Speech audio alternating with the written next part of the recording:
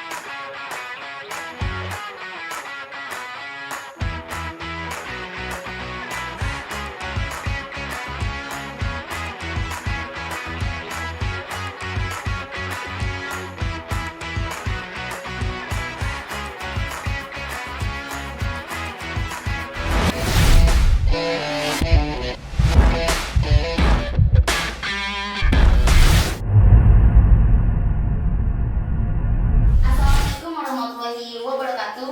Kembali lagi di acara Ngobras episode kedua bersama saya Bintangku Syahadatullah.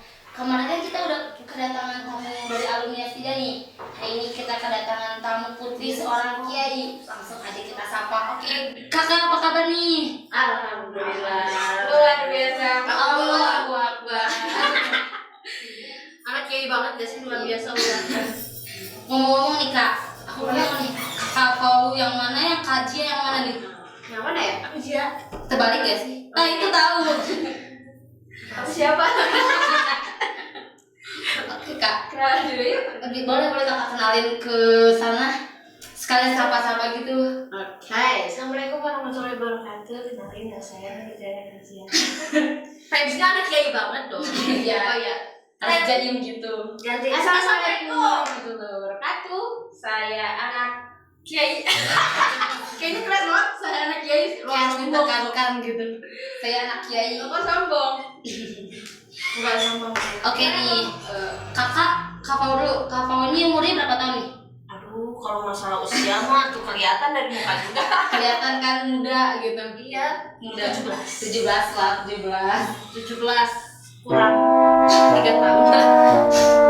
Oke, kalau kajinya berapa tahun nih? Kalau saya alhamdulillah sekarang bulan apa? Maret ya? Maret. Juni, Juli, 2 bulan lagi menginjak usia 14 tahun. Oke, harus kakak ya. Bentar lagi mungkin ulang tahun. Kalau kakak ini berapa bersaudara nih? Kita 4.000 sebenarnya. 4.000 bersaudara, karena kan satu saudara kita juga. Iya benar. Saya juga termasuk saudara. Iya betul sekali. Kadang kita suka ketuker ya, mana ini anak kandung kayak yang asli, mana Anak santri yang angkat. Padahal sepertinya bapak kita lebih sayang kepada santri. Iya. Biasa itu. Privilege bagi anak kiainya. Kayak ngelihat ada rasa cemburu gitu. Kayak kita 5 bersaudara. 5 bersaudara. Kira-kira gimana sih rasanya jadi anak seorang kiai? Ya, dia aja. Waktu itu favor? Enggak. Gimana ya? Jadi anak kiai sebenarnya sih sama aja kayaknya, karena kayaknya seorang anak tuh nggak ngeliat bapaknya apa deh. Iya. Anak presiden ya bilang ke dia, ke bapaknya nggak ayah presiden, enggak, tetap aja ayah gitu. Saya anak kiai manggil ke ayah, manggil ke bapak ya bapak, enggak pakai bapak kiai, enggak. Itu kan jadi kayak orang lain ya, kayak gitu. Jadi intinya jadi anak kiai sebenarnya lebih tepatnya mungkin kita punya kisah yang berbeda sama orang lain. Bisa nggak diceritain kisahnya? Yang beda tuh apa sih, gimana? Ya misal kayak kalau misalnya anak presiden nih, ayahnya pulang, aduh dek ayah capek. Ayah capek nih ngurusin negara. Nah, beda kalau anak kiai kan pulang ke rumah, aduh ini santri pusing banget, ini santri nakal, misalnya kayak gitu. Iya. Itu beda kisahnya aja di situ. Di sisi lain ya, di sisi lain apa ya? Banyak hal yang harus banget kita syukuri. Karena apa? Karena dengan kita punya titel jadi anak seorang kiai itu ya. Kalau saya pribadi ya, nggak tahu Anda. Apa ya? Justru mengejauhkan apa ya bahasanya? Mengejauhkan saya dari nilai-nilai yang negatif, paham nggak? Misalnya seperti ini.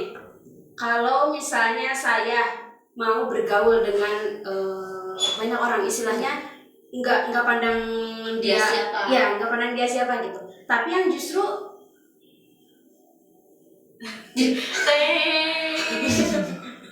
tapi yang justru menjauhi orangnya itu langsung. bukan Oh, maksudnya tapi yang justru misalnya si orang itu akan membawa kita ke arah negatif gitu, tapi dengan kita punya titel menjadi seorang anak kiai, jadi kita kayaknya malu juga nih kita kita kalau sebagai kita yang punya lebih tepatnya itu kayak ini nggak sih, kayak beban karena menjaga image. bukan lebih bukan jaga image sebenarnya. Kalau saya pribadi sih, kalau kakak pribadi, kalau jadi pribadi itu kalau kakak mau lihat orang gimana ya terserah gitu sebenarnya ya. Tapi ya gitu kata Hajia tadi, kita itu sedikit banyaknya ketika mau melakukan sesuatu berpikir dua kali. Tapi justru hal itulah yang membuat saya bersyukur sampai detik ini gitu. Jadi banyak hal-hal negatif yang berhasil saya hindari gitu, apa enggak? Secara jadi dihindarinya secara otomatis. Iya. Jadi karena Nggak sengaja kan. Maksudnya kan kalau orang mungkin mau berbuat baik tuh berusaha dulu, ya aku harus kayak gini nih kayaknya. Tapi kalau kita tuh kadang emang dengan sendirinya, aduh jangan deh gitu. Seperti jadi kayak gitu. Istilahnya alhamdulillah kita dibimbing oleh keadaan deh. Itu ada. Dibentuk oleh keadaan menjadi terbiasa. Itu yang sejauh ini sangat berdampak kan? Iya, sekali. Iya bisa. Kalau dulu kan udah sekolah kan pasti nih. Kan ayah Mau jadi apa saya kalau sudah sekolah? Bapak Kiai kan punya pesantren dong di Aspida kan ya, pesantren Aspida. Nah kakak-kakak ini sekolahnya di Aspida atau di luar? Kami di luar, kami cetakan luar. Kenapa di luar kan? Cetakan Biasanya enak kan kalau di Aspida, kalau gak betah tinggal pulang ke rumah gitu kan. Nah, Kalau gak punya uang tinggal minta uang gitu kan. karena ini bukan hanya tentang uang. Iya. Benar sih banget. Karena kami haus akan experience ya. Ya bisa. Kalau dia harus akan experience. Kalau kakak sih lebih tepatnya karena gimana ya? Bapak bilang kayak gini. Kalau anak bapak pesantren di sini, dia nggak akan bener. Contohnya misal bapak kita di sekolah, kalau kita beneran pintar, nanti orang bilang oh wajah pintar, anaknya bapak. Terus kalau misalnya kita nggak pintar, itu orang bilang anak kiai nggak pintar. Nah itu kan jadi Beban juga sih. bukan beban sih, lebih tepatnya jadi bingung. Atau enggak kita bisa ngadu sama ayah, misalnya sama bapak, masa guru anu galak sama kakak, ya udah nanti bapak pecat, bisa kayak gitu kan nggak lucu.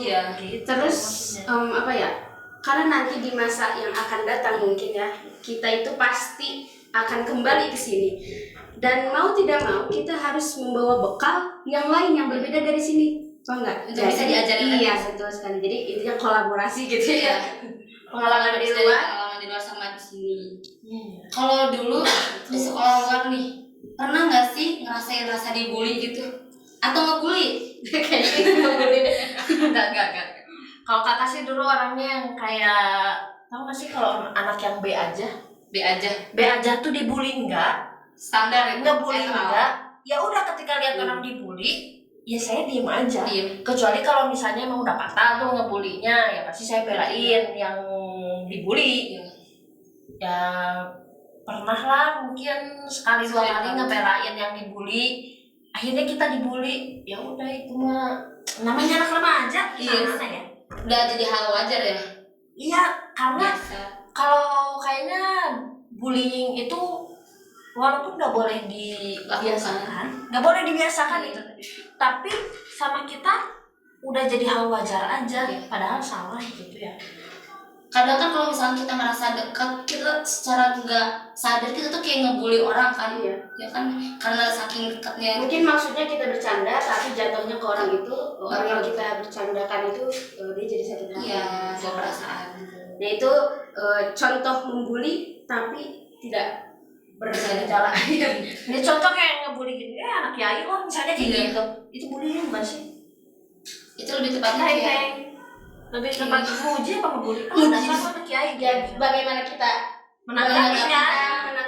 Kadang kan sensitif. Wah anak presiden loh misalnya gitu. Tapi kan dia, ya apaan sih, Iya, nggak kayak gitu, nggak gitu kan.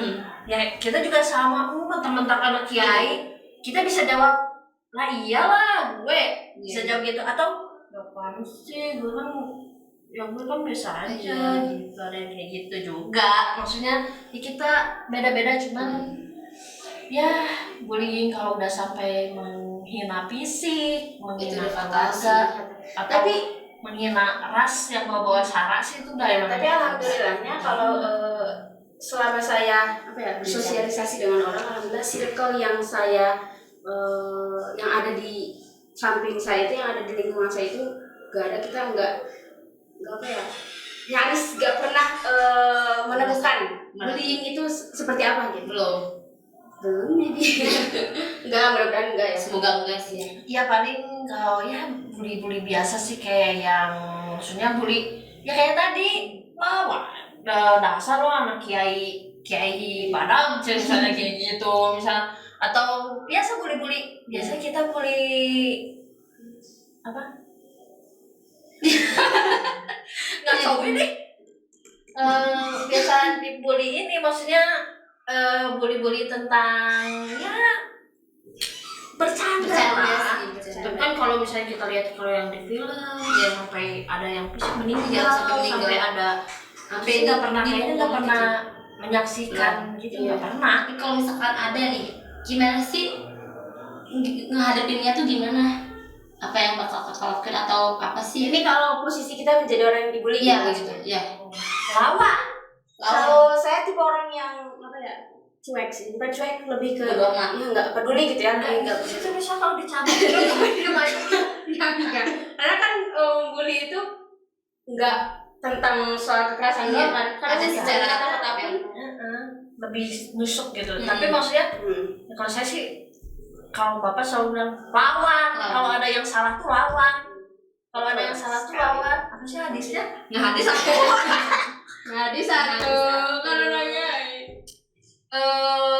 idaro amin kumun karon payugayirhu biadihi fa ilam yastati fa bi lisani fa ilam yastati fa bi qalbihi bahwa adabul imani gitu. Itu artinya apa tuh? Oh iya, benar, sebagai artinya. Iya, yang artinya apabila kamu melihat sesuatu kemungkaran, maka rubah itu dengan tanganmu.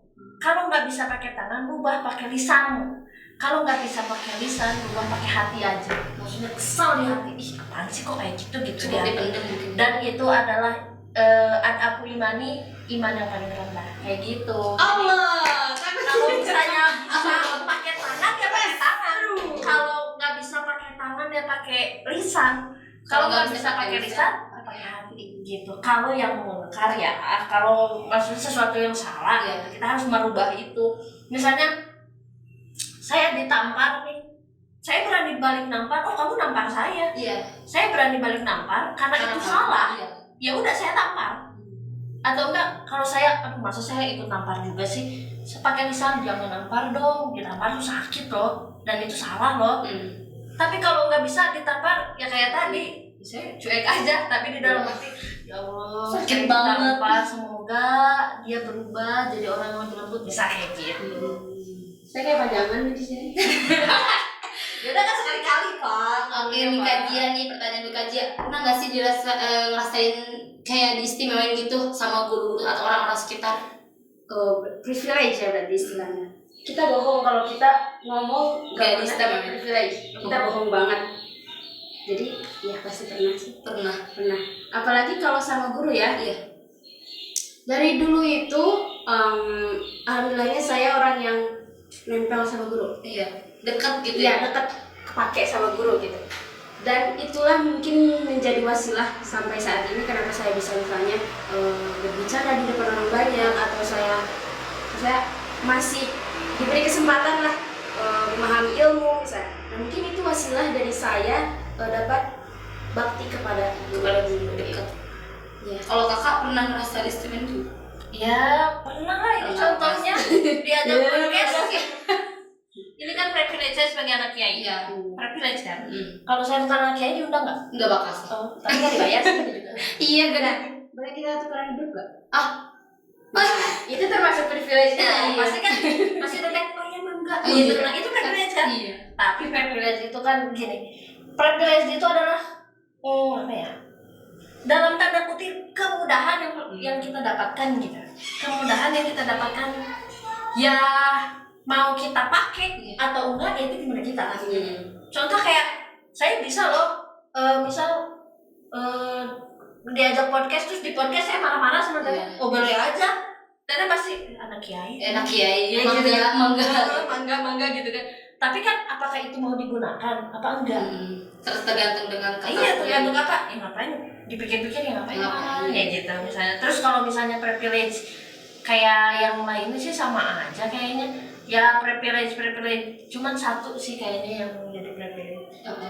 Kalau orang lain kan kalau nanya tentang agama itu harus nyari ustadz, kita nggak usah ke ayah langsung juga. ke ayah. Betul, Gampangnya ayah juga. Nah itu privilege-nya ya. Jadi nggak usah buka kitab, tinggal nanya, Pak ini gimana sih hukumnya? Apa yang jelasin gitu. Dan kadang sebelum kita bertanya pun kita sudah dapat dikasih tahu dulu gitu. Kalau salah ya dikasih tahu. Iya. Itu privilege-nya. Kalau yang lain, oh iya ada satu lagi privilege-nya. Apa tuh? Kayaknya masuk surga gampang ya. Iya. Karena dari anak seorang kayak itu ya. Oh iya kan bantuan kali ya. mungkin dilihat dari sisi banyak orang yang mendoakan ya. Iya itu maksudnya. Karena menjadi seorang penghafal Al-Quran itu ada hadis mengatakan, saya nggak tahu matanya lupa. Iya. Jadi intinya orang yang pertama kali masuk neraka itu justru seorang penghafal Al-Quran. Ya maksudnya itu sama aja kan, apa ya, titelnya setara lah, maksudnya yang tinggi gitu. Itu kenapa kasih aku kan senangnya gitu. Ya, maksudnya penghafal Al-Quran seperti gimana dulu. Nah kita juga seperti itu, misalnya anak kiai yang seperti bagaimana dulu. Karena dengan kita punya titel seorang anak kiai kan bisa jadi kita lebih mudah untuk memanfaatkan privilege yang kita dapat. Iya, privilege. Ya kalau ada sih privilege-nya mungkin yang itu yang dipakai masuk surga gampang gitu kan. Tapi kayaknya enggak ada deh kayak gitu. Enggak ada jalur undangan kan? Enggak ada sih. Kalau ini itu kan jalur, kalau biasanya kalau di sekolah-sekolah swasta yang bagus tuh ada jalur parent atau sibling. Ya kali aja bisa gitu kan, maksudnya ya Allah ayah saya udah di surga, maksud saya dia surga ya kayak bisa ada lewat orang dalam gitu. Kalau misalkan itu orang dalam ya kan mau mereka lewat. Makanya cara kita punya orang dalam itu dengan kita semakin taat kepada Allah Subhanahu wa Ta'ala. Nah, iya itu benar. Ya lebih tepatnya kayak tadi yang benernya mah karena banyak didoakan sama orang kan. Ya walaupun sayanya gimana, mungkin anaknya bapak mudah-mudahan keluarga beliau terkasih berkah dari keberkahan. iya. Itu aja. Ada nggak sih pesan dari Pak Kiai yang paling diingat sama kakak-kakak ini? Coba dari kajian dulu, apa nih? Kayaknya apa ya, setiap kita berbicara, entah itu ketika kita mau makan malam gitu, pasti bapak itu selalu apa ya, Memberi pesan. selalu memberi pesan. Jadi kalau digini justru jadi lupa ya. Tapi pokoknya ya inti dari setiap pembicaraan bapak itu selalu mendekatkan kita kepada Tuhan. Bapak itu selalu berbicara tentang cara memprioritaskan agama. Dan tidak hanya itu, bapak juga selalu membicarakan tentang apa ya, aspek-aspek kehidupan. Ya, aspek-aspek kehidupan. Ya apa yang namanya ya? Ya pasti kayak gitu gak sih semua orang tua? Semua orang tua sih, cuma lebih tepatnya kalau bapak kan karena ya kalau bapak tuh ngomongnya enak ya, ngomongnya enak, enjoy.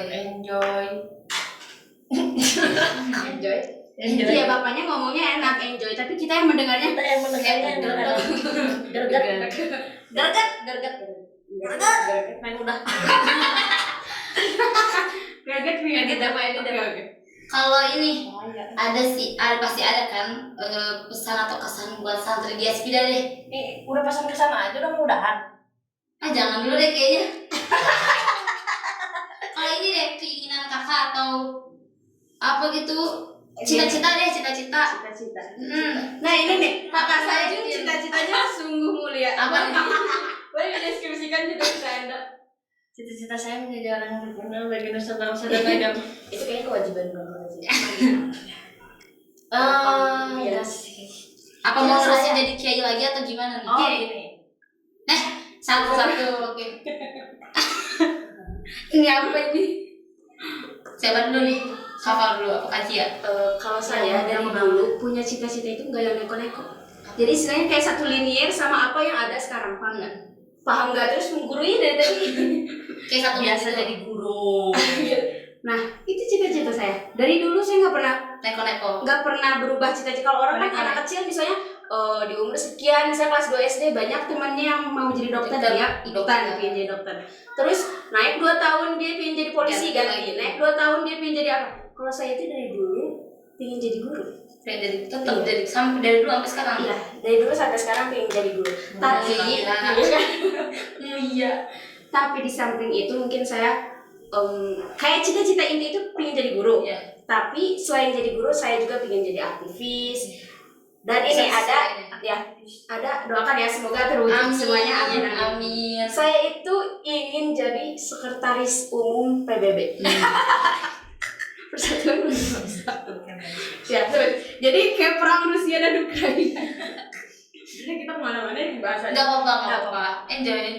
Jadi ya doakannya semoga saya dapat menjadi sekretaris umum PBB Persatuan Bangsa-Bangsa.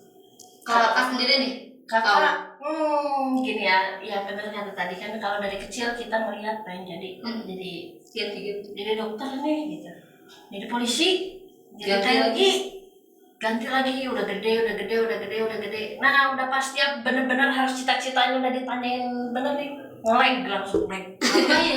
apa ya?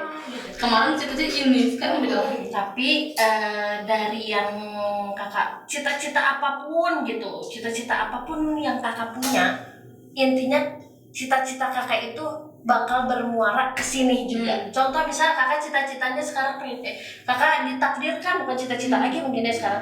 Kakak ditakdirkan untuk jadi dokter, ya berarti kakak bukan rumah sakit untuk Yasmida, Ya, untuk Yasmida. lembaga gitu.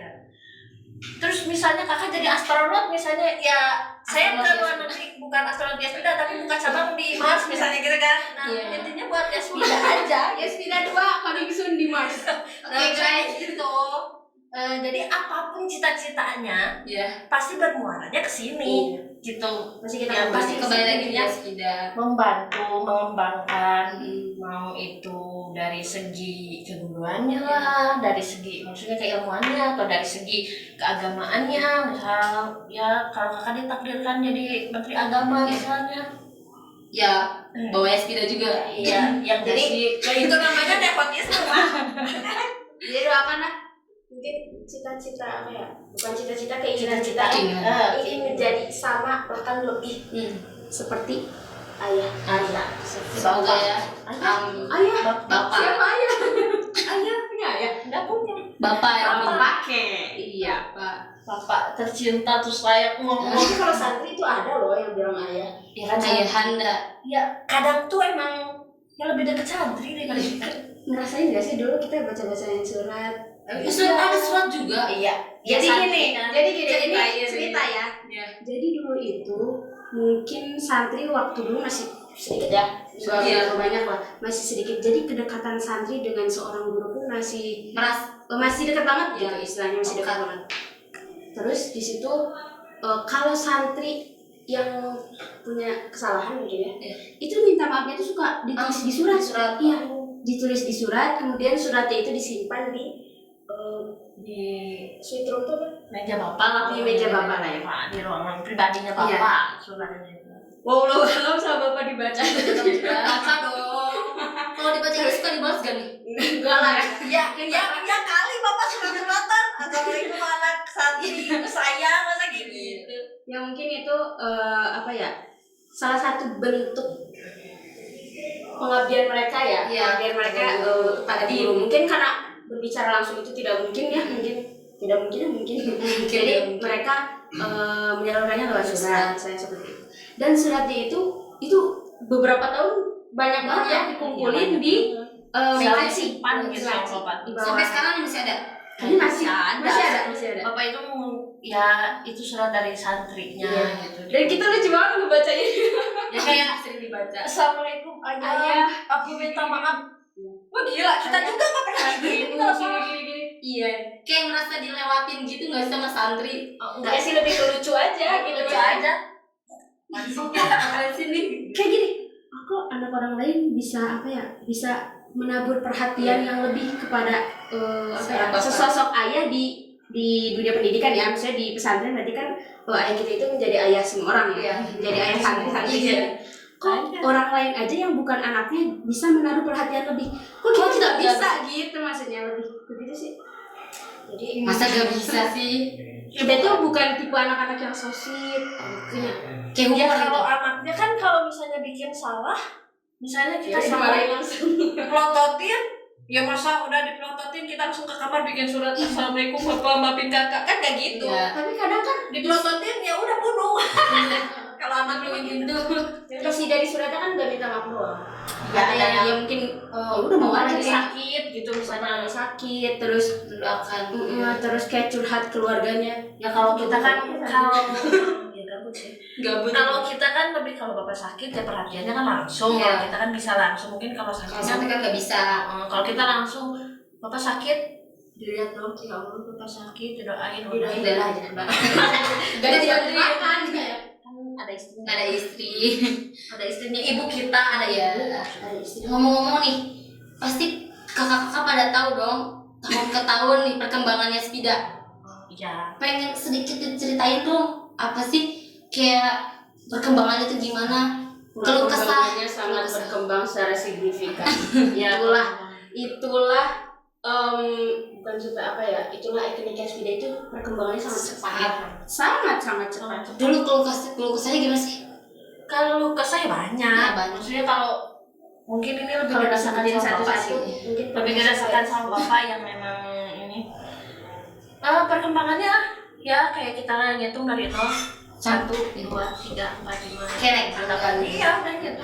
Dari tangga dari mulai santrinya cuma 7, Iya. naik jadi berapa puluh, naik jadi berapa ratus, Sampai jadi sekarang ribuan kan ya? sampai sekarang ribuan. Ya alhamdulillah itu perkembangannya. Ya kalau kesannya banyak. Apalagi kita melihat secara langsung bagaimana Bapak kan juga sama ya seorang manusia. Bagaimana Bapak setiap harinya pulang ke rumah habis sholat subuh beliau istilahnya apa ya?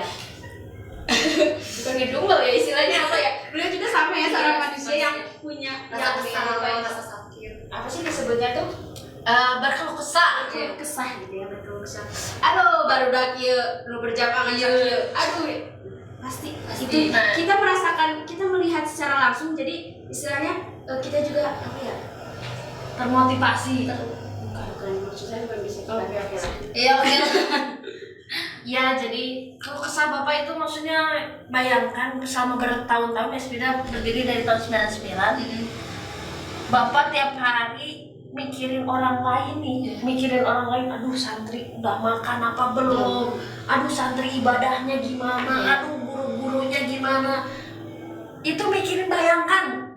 Sekarang mungkin kita loncat ke sini, apa namanya? Cepet banget ya Spida. Bayangin itu per hari, per jam, per waktu. Bapak itu yang dipikirin, aduh ini gimana santri. Iya. Bahkan bapak lagi sakit, aduh kalau bapak nggak ngajar ngaji gimana, aduh bapak kalau ini gimana. Masih sempat mikir. Ya iya. Dan itulah menjadi alasan, satu dari sekian juta alasan kita mengagumi sosok beliau. Nah gitu maksudnya setiap hari berkeluh kesah. Bayangin 1 jam, 2 jam, 3 jam, 4 jam, sehari 24 jam. Iya. Yang dipikirin tuh santri lagi. Anaknya gimana nih? Oh, anaknya kan santrinya juga. Iya. Oh iya. Balik lagi, Iya. mikirin santri. Sekarang kita sebagai anaknya, itu sebagai anaknya itu mendukung misalnya Coba. berkeluh kesah mendengarkan. Oh iya, Coba Pak. saya bertanya. Coba saya nanya. Pernah nggak kalau misalnya kita banyak. coba saya nanya. Ya. Bapak itu sering bolos ngajar nggak? Enggak kan? Enggak. Hampir.